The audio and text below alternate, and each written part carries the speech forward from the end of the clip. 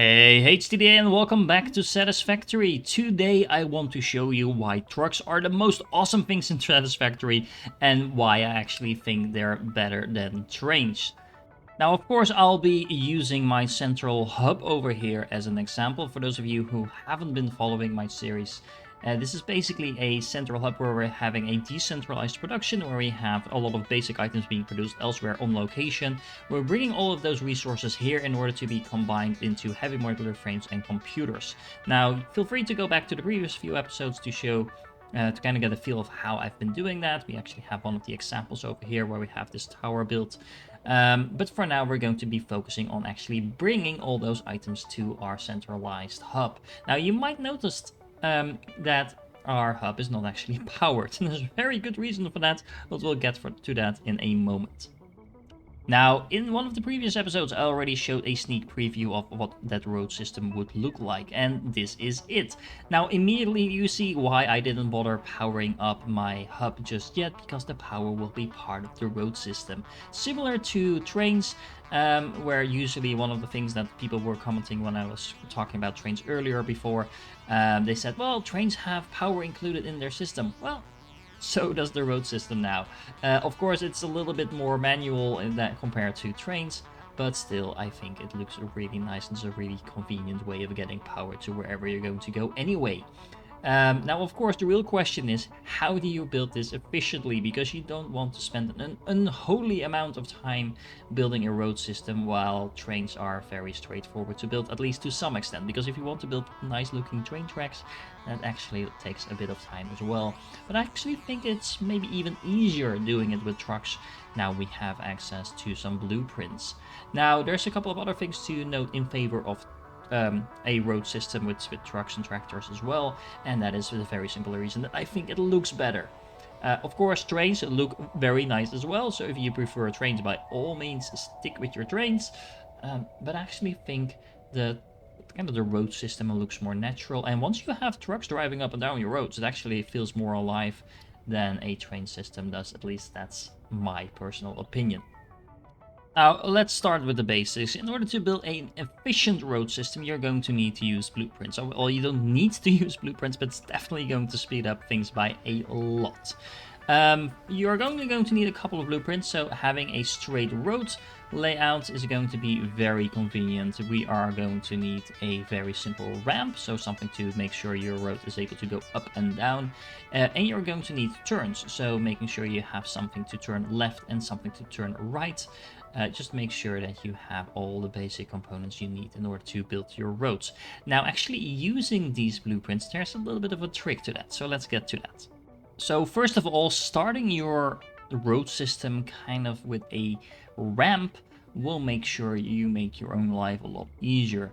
There is a lot of these small types of rocks all over the place on the map in Satisfactory, so if you start building at ground level, like right on the floor where your initial facility is, you will definitely run into the problem within like maybe a few meters or even a few sections of your road that you will run into some form of rock, tree or whatever that you can't actually remove, and it will start sticking out through your roads and annoy the hell out of you. So make sure that first of all you start your roads somewhere a little bit off the floor. Now that holds in general as well as you're expanding your road.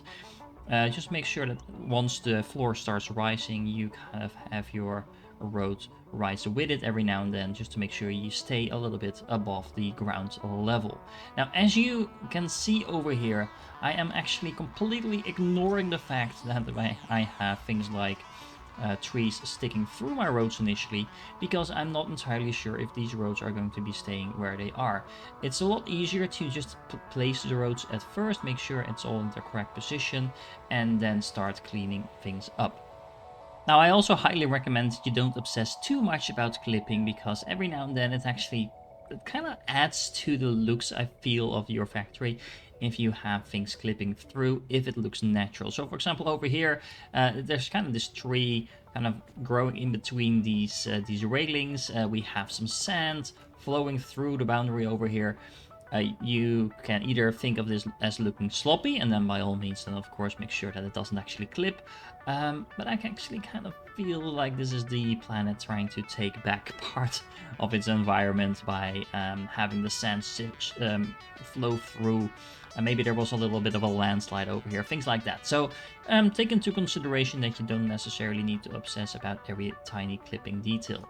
Now, when it comes to actually making sure your roadside looks natural, make sure that you don't build straight through these types of places like we have over here, where we have all these this wreckage.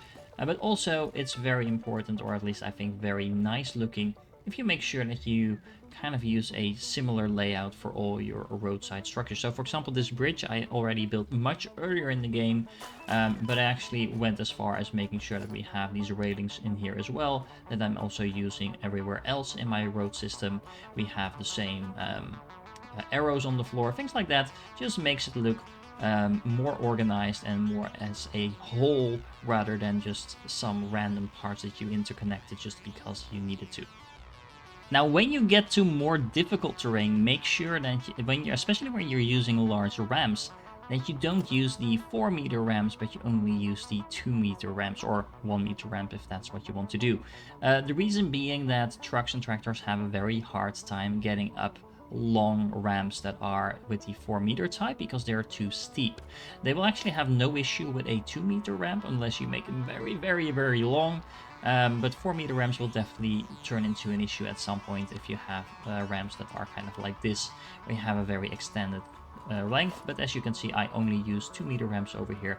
But that does mean you do need to take into account where your ramps are actually going to be, because 2-meter ramps are of course sloped, much more flat than the 4-meter ramp, so you will not be able to go up as fast as you go with the alternative.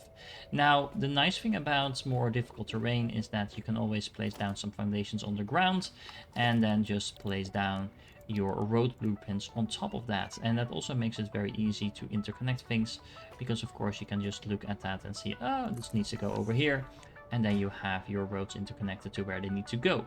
And then once you get to that more difficult area, and let's say we want to have a right turn over here, blueprints snap to each other as soon as you use the blueprint mode. So it becomes very easy to very easily extend your roads like this using blueprints. Now, although blueprints snap, they don't always do so in the most convenient way, because the blueprints actually remember at what level you built them in the blueprint designer. So that means that when you're making large ramps like I am over here, this is the section next to the central coal facility in the middle of the map, or at least in the middle of the starting area, there's a very significant ramp over here.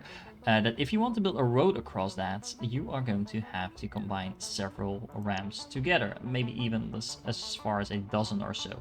As you can see, I've already done a large part of that work over here, but just to show you how that works, the way I've set this up, I kind of built a staircase in terms of base foundations, and we're actually going to be placing our blueprints on top of that. Now, once you have this in place, actually becomes very straightforward.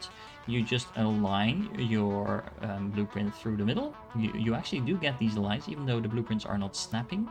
If you want them to snap, as you can see, I'll have to move back a little in order to show you, but as you can see, this is not going to work unless I want to go up, but I want to go down, and if I turn it around, the height memory of the blueprint makes sure that we won't be able to snap it.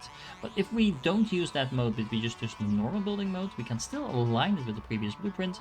All we need to do is move it back until it turns yellow. Then we need to go one step back compared to where we came from. And this will mean it should now be perfectly aligned with the previous blueprint that we had in place, as you can tell. And we are ready to place the next one. And we can just basically keep doing that. Just make sure you keep aligning it. And this is a very straightforward way to place down a ramp. As you can see, this takes no time at all. You just need to be very careful about placing them down. I do recommend that you save your game before you start doing this, for the very simple reason that if you get any section wrong, you might regret. As you can tell, I almost placed this one down in the wrong section as well. If you misalign any of your ramps, even by one square or 1 meter, you kind of get your entire road system off the world grid. That's not necessarily what you want, so make sure you save in between your sections, check if your sections are actually built correctly, and then save again, and so on.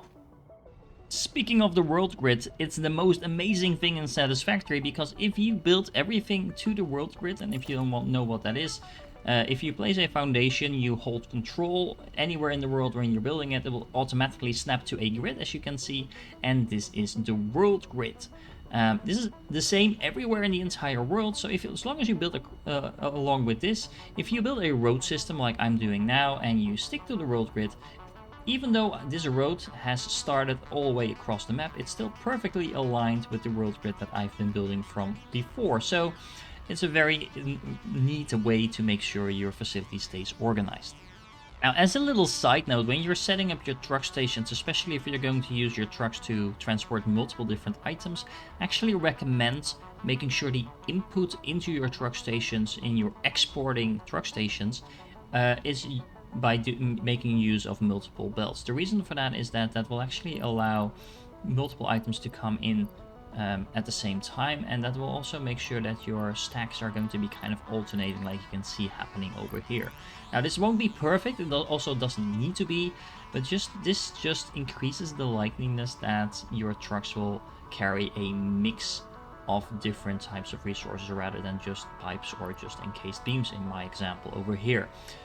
You don't necessarily need to do that, it will sort it out most likely along the way, but making sure you do this just makes your factory run that much more efficiently.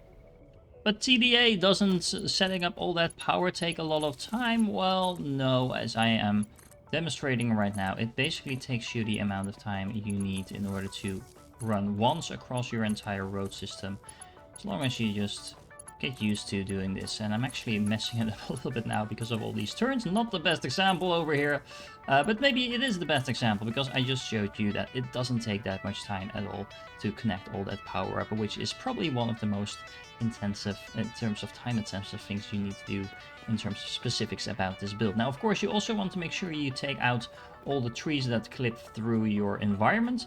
Unless you kind of like the looks, because honestly, having all these trees around your road actually looks really nice. Trees like this you probably don't need to remove, but there are going to be some obvious examples of trees you do want to remove. For example, this one that doesn't look that nice at all, but we also have trees sticking right through our road system over here that we can, of course, not leave in place if we want to actually use these roads. So make sure that once you actually have your roads in place, you start cleaning up the flora around it, and you might also want to take a look from the side, because right now, of course, all our roads are floating in the air. If that doesn't annoy you, by all means, you can save yourself a lot of time by leaving it as it is, but simply putting in some pillars like this, maybe every 5 or 6 sections or so, goes a long way to making this look a lot more organized. You can also, of course, make this completely solid. It just makes it a little bit harder to move around later.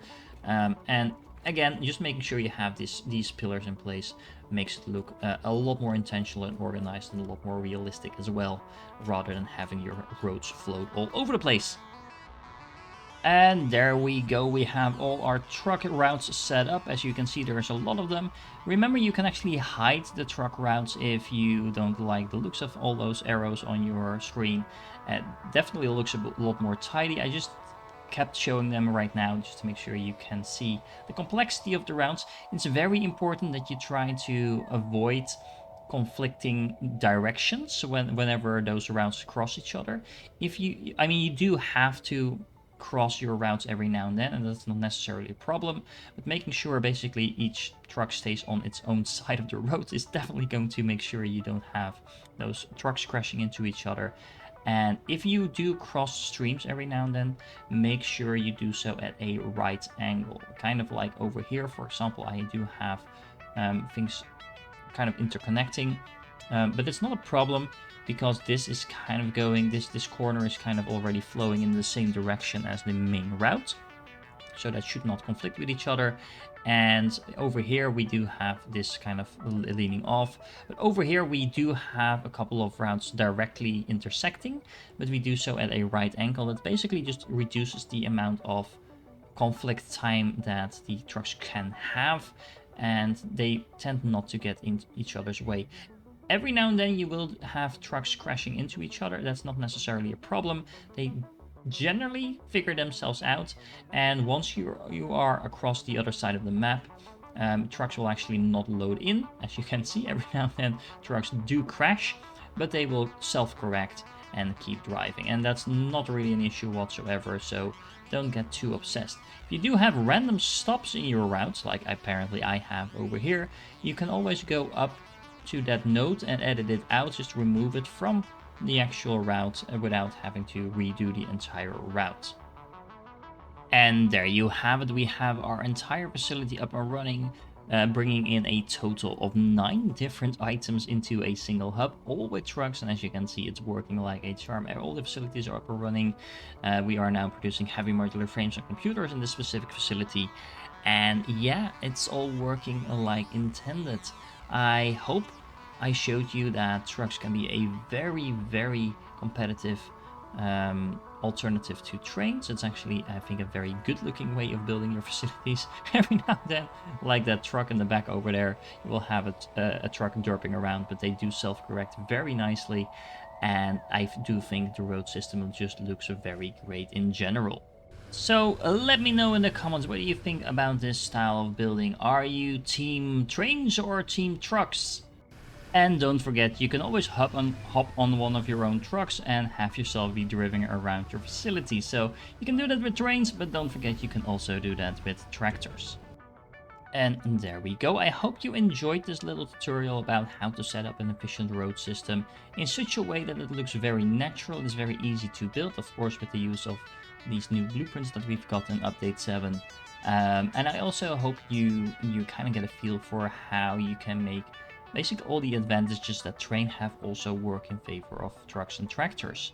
Now, of course, you might still prefer trains over tractors. If you do, let me actually know why that is the case, because especially with now the addition of blueprints where it's very straightforward to build roads, maybe even easier to build than trains. I'm actually not entirely sure what the thing is that trains have going for them, other than the fact that you can use more, you can put more items in a train, but the solution to that with tractors is very simple. Just add more tractors to the same route. But yeah, let me know in the comments. Let me know what you think. Let me know if you enjoyed this episode. If you have any questions, suggestions, improvements, they're all welcome, definitely.